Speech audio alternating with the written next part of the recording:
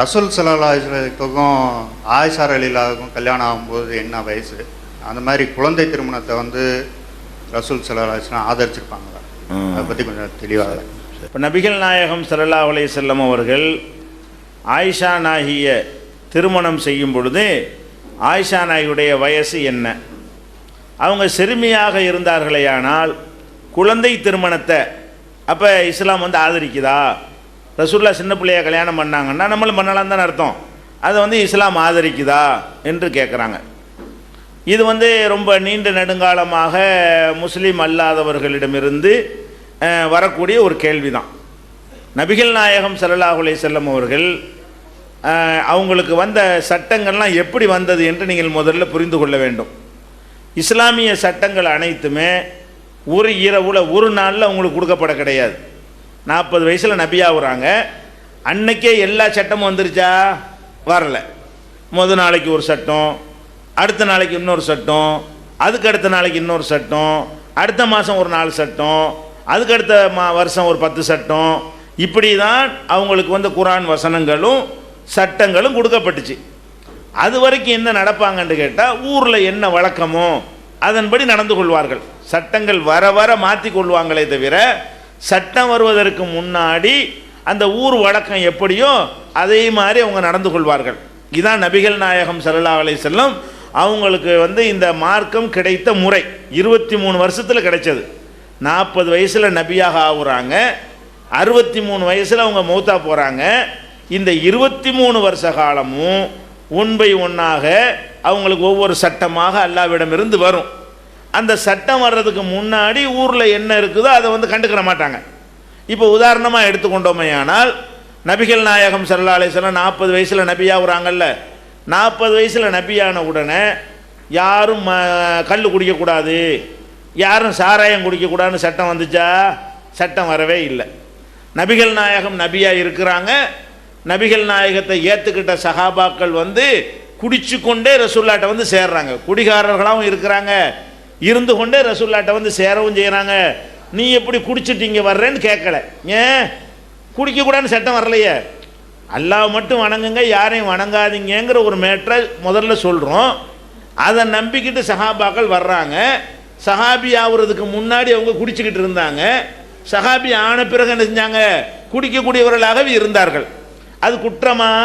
குற்றம் கிடையாது. அதுக்கப்புறம் அல்லாஹ் என்ன பண்ணுறான்? நீங்கள் ஒலா தக்ரபு ஸலாத்த வன்தும் சுகாரா, நீங்கள் போதையாக இருக்கும்போது தொழுவாதீங்க. முதல் சட்டம் எப்படி வருது? போதையாக இருக்கும்போது தொழுவாதீங்க. குடிக்கிறீங்க சரி, அதுக்காண்டி குடிச்சிட்டு போதையில் வந்து அல்லாஹ் தொழுவலாமா? அந்த நேரத்தில் மட்டும் நீங்கள் என்ன செய்யுங்க? போதை இல்லாமல் இருந்துக்கிறீங்கன்னு முதல்ல அப்படி ஒரு சட்டம் வருகிறது. அப்போ எதனை சஹாபாக்கள் கடைப்பிடிக்கணும்? தொழுகை இல்லாத நேரத்தில் குடிச்சிக்கிற வேண்டியதுதான். போதை தெளிகிறதுக்கெல்லாம் டைம் இருக்கும் இல்லையா? அதனால தொழுகைக்கு ஒரு அரை மணி நேரத்துக்கு முன்னாடிலாம் குடிச்சிடக்கூடாது, போதை ஆயிரும். அந்த மாதிரி போதை இல்லாத நேரத்தில் தொழுது விட்டு தொழுது முடிச்சுட்டு போனோன்னா என்ன செய்யலாம்? வாசலில் வச்சு குடிச்சிக்கிடலாம். ஆரம்பத்தில் சட்டம். அப்போ குற்றமாகுமா? அன்னைக்கு உள்ள நிலையில், அன்றைக்கு உள்ள நிலையில் வந்து சட்டம் வராததுனால என்ன சட்டம் தான் வந்திருக்குது? நீங்கள் தொழுகும் போது போதையாக இருக்காதீங்க. அப்போ தொழுகும் போது போதையாக இல்லாமல் இருந்தால் போதும். மற்ற நேரத்தில் போதையாக இருப்பது தவறு இல்லை, தடுக்கப்படாமல் இருக்கிறது. இன்னும் கொஞ்சம் காலத்துக்கு பிறகு என்ன செய்யப்படுகிறது? நீங்கள் வந்து போதையில் வந்து தவிர்த்து கொள்ளுங்க, நல்லது. இல்லை கெட்டது நல்லதும் கலந்துருக்குது, கெட்டது தான் ஜாஸ்தியாக இருக்குது, அதனால் நீங்கள் விட்டு விடுவது நல்லது அப்படின்னு வருது. அறிவுரையை கட்டாயப்படுத்தலை. அதோட சஹாபாக்கள்லாம் என்ன பண்ணாங்க? சில பேர் விட்டுரு, நல்லதுன்னு அல்ல சொல்கிறான், விட்டுருவோம் அப்படின்னு சில பேர் விட்டாங்க. உத்தரவு போடலையில் அல்ல, நம்ம வாட்டு குடிப்போம் அப்படிங்கிற மாதிரி 2 சாராராக இருந்தாங்க. கடைசி அல்ல என்ன பண்ணிட்டான்? ஹல் அன்தும் முன்தஹூன், அது விடமாட்டீங்களாப்பா, இதோட விட்டுருங்கப்பா, இன்னையோட தொலைச்சி விடுங்க, தலைமொழி இருங்க அப்படின்னு சட்டம் வந்தவுடனே அன்னைக்கு தான் மதுபான ஹராமாகிறது. அதுக்கு பிறகு யாரும் குடிக்கக்கூடாது. அதுக்கு முன்னாடி வரைக்கும் குடித்தது குற்றமாகுமானா ஆகாதீங்க. சட்டம் எப்போவெல்லாம் வருகிறதோ அப்போது தான் அதை மீறுவதுங்கிற பேச்சே வரும். சட்டமே வரலைன்னு சொன்னால் எதையும் மீறலையே, அவங்க தான் அல்லாஹ்வுடைய எந்த ஒரு ரூலையும் மீறலையே. இது ஒரு அடிப்படை நீங்கள் வழங்கி கொள்ள வேண்டும்.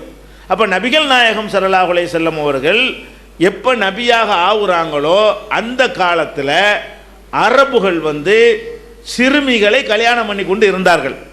அவங்க ரசூல்லா நபியாக ஆகக்கூடிய அந்த 40 வயசுல எல்லாம் அரபு நாட்டு வழக்கம் என்ன? கல்யாணம் பண்ணுறதா இருந்தால் வயசானவங்களையும் கல்யாணம் பண்ணுவாங்க, இளம் பெண்களையும் கல்யாணம் பண்ணுவாங்க, சின்ன பிள்ளைகளை என்ன செய்வாங்க, சொந்தம் போயிடக்கூடாதுங்கிறதுக்காக வேண்டி 10 வயசு சிறுமி, 5 வயசு சிறுமி, 6 வயசு சிறுமின்னு பேருக்கு கல்யாணம் பண்ணிக்கிடுவாங்க. பருவம் அடைஞ்ச பிறகு தான் குடும்ப வாழ்க்கையில் ஈடுபடுவாங்க. பேருக்கு புருஷன் முண்டாட்டி என்ன செய்வாங்க, பேசி ஒரு அக்ரிமெண்ட்டை போட்டு வைத்துக் கொள்வார்கள். இது நபிகள் நாயகம் காலத்தில் இருந்த முஸ்லிம் அல்லாத அரபு மக்கள்கிட்ட சர்வசாதாரணமாக இருந்த ஒரு வழக்கம். எல்லாரும் இப்படி பண்ணிக்கிட்டு இருந்தாங்க. அந்த நேரத்தில் நபிகள் நாயகம் ஸல்லல்லாஹு அலைஹி வஸல்லமுடைய மனைவியெல்லாம் இறந்து போய் அவங்க வாழ்க்கை துணை இல்லாமல் இருக்கும்போது அபூபக்கர் என்ன செய்கிறாங்க, நெருங்கிய தோழராக இருந்தாரா, அவங்களுடைய மகள் சிறுமியாக ஆயிஷா நாயகி சிறுமியாக 6 வயசு என்று ஒரு அறிவிப்பில் இருக்கிறது, 8 வயசு என்று சில அறிவிப்புகளில் காணப்படுகிறது. அவங்க சிறுமியாக இருக்கும் பொழுது பேருக்கு கல்யாணம்னு பண்ணிக்கிட்டாங்க. பண்ணின தப்பு இல்லை. ஏன் தப்பு இல்லை? அந்த மாதிரி பண்ணக்கூடாது என்று சட்டம் அப்போ வரலை. அன்றைக்கு அவர்கள் அதை செய்தார்களே, அப்போ எப்போ குற்றமாகும்? சிறுமியை கல்யாணம் பண்ணாதேன்னு குரானில் ஒரு ஆர்டர் இருந்தால், அல்லாட்டிருந்து உத்தரவு வந்திருந்தா அது ஒரு குற்றமாகி போயிருக்கும். அல்லாஹ் அதை பற்றி கண்டு கொள்ளாமல் சைலண்ட்டாக விட்டுருந்த காரணத்தினால அவங்க சிறுமியை கல்யாணம் பண்ணாங்க. தாம்பத்தியம்லாம் நடக்கலை. பிறகு மதீனாவுக்குலாம் போன பிறகு, ஆயிஷா நாயகி பருவம் அடைஞ்ச பிறகு மதீனாவுக்குலாம் போன பிறகு தான் அவங்க குடும்ப வாழ்க்கையில் என்ன செய்கிறாங்க, ஈடுபடுறாங்கன்னு வைங்களேன்.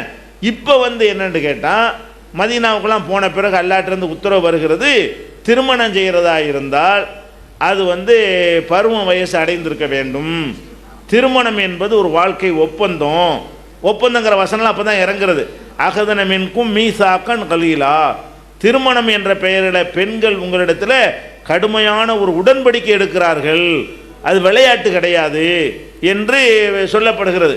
நபிகள் நாயகம் ஸல்லல்லாஹு அலைஹி வஸல்லம் அவங்களும் சொல்கிறாங்க, திருமணம் செய்கிறதாக இருந்தால் பெண்களிடத்தில் நீங்கள் சம்மதம் வாங்க வேண்டும். கன்னி பெண்ணாக இருந்தாலும் விதவையாக இருந்தாலும் அவங்கள்ட்ட சம்மதம் பெற வேண்டும். சம்மதம் பெறணும் என்றால் என்ன விளங்குறது? என்னத்துக்கு சம்மதம் பெறணும்னு விளங்கினா தானே சம்மதம் கொடுக்க முடியும். குழந்தைக்கு என்ன விளங்கு, சிறுமிக்கு என்ன விளங்கும், புருஷனா என்னென்னு விளங்குமா?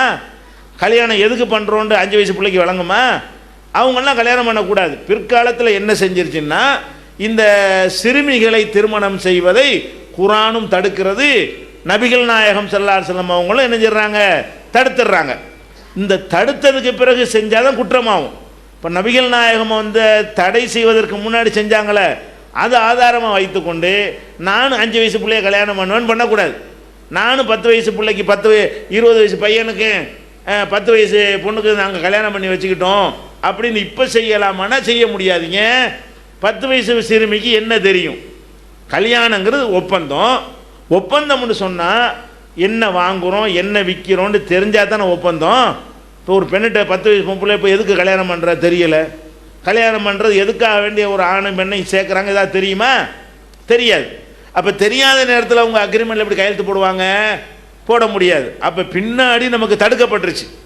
இந்த குழந்தை திருமணம், பருவ வயசு அடையாதவர்களை கல்யாணம் செய்வதெல்லாம் பிறகு இறைவன் புறத்திலிருந்து தடுக்கப்பட்ட பிறகு முந்தி செஞ்சதை நம்ம ஆதாரமாக காட்டக்கூடாது. 40 வயசில் நபிகள் நாயகம் காலத்தில் சஹாபாக்கள் மதுபானம் அருந்துனாங்களே, அதை ஆதாரமாக வச்சுக்கிட்டு இப்போ அருந்தலான்னு சொல்ல முடியுமா?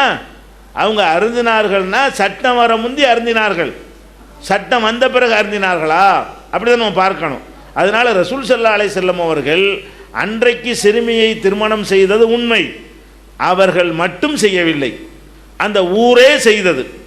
அந்த ஊரில் அது ஒரு குற்றமாகவோ அது ஒரு தவறாகவோ அன்றைய சமூகம் கருதவில்லை.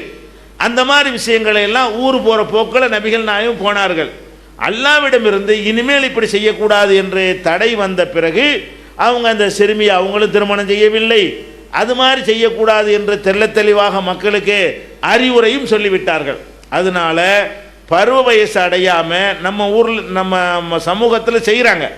ஷாஃபி மதுஹப்னு சொல்லக்கூடியவங்க இருக்கக்கூடிய பல கீழக்கரை காயல்பட்டினம் போன்ற பகுதிகளில் எல்லாம் சொந்தம் போயிடக்கூடாதுங்கிறதுக்காக வேண்டி என்ன செய்வாங்க, இவன் 10 வயசாக இருப்பான், பொண்ணு 5 வயசு பொண்ணாக இருக்கும், 10 வயசு பையனுக்கு 5 வயசு பொண்ணுக்கு கல்யாணம்னு பேசி முடிவு பண்ணி வச்சுருவாங்க, கல்யாணமாக பண்ணி வச்சுருவாங்க, குழந்தை கல்யாணமே. ஏன் இப்படி பண்ணுனீங்கன்னா நாளைக்கு மாறிடக்கூடாதுல, சொந்தம் விட்டுறக்கூடாதுல, அதுக்கு தான் பண்ணணும்னு சொல்கிறாங்க. அப்படி சில ஊரில் நடத்துகிறாங்க. இதெல்லாம் அறியாமையில் செய்யுது. இதெல்லாம் மார்க்கத்தில் அனுமதி கிடையாது. ஏன் இதெல்லாம் அந்த காலத்தில் இஸ்லாம் சட்டம் இது குறித்த சட்டம் வருவதற்கு முன்னாடி நடந்த ஒரு சம்பவமே தவிர இறுதியாக உள்ளதை தான் நம்ம எடுத்துக்கொள்ளணும். இஸ்லாத்தை பொறுத்த வரைக்கும் கடைசியாக நமக்கு என்ன சொல்லப்பட்டிருக்கிறதோ அதைத்தான் எடுத்துக்கொள்ள வேண்டும். கடைசியாக சொன்ன சட்ட பிரகாரம் பால்ய விவாகத்திற்கு மார்க்கத்தில் அனுமதி கிடையாது. இப்போ செய்யக்கூடாது. இந்த காலத்தில் சின்ன பையனுக்கும் சின்ன பொண்ணுக்கு என்ன செய்ய முடியாது, பருவ வயசு அடையலைன்னா கல்யாணம் பண்ணி வைக்கக்கூடாது. அது காண்பது.